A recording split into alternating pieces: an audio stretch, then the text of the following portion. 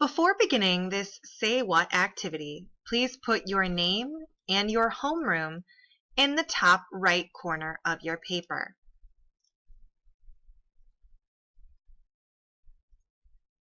The assignment says, say what?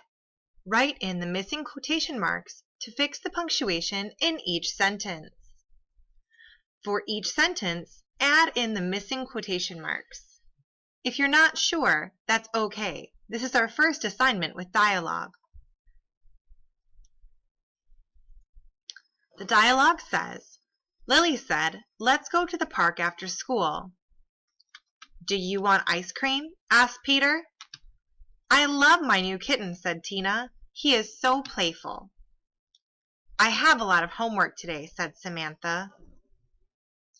I stayed up late, said Charles, to finish reading my book. Oh no, the cake is burning, yelled Jill's mom. Is the school play tomorrow? Asked Ellie. Matt said the roller coaster was a lot of fun. Abe asked, what's your brother's name? You should wear a hat. It's cold today, said Andrew's dad. Now, if you haven't already, go ahead and add in the appropriate quotation marks.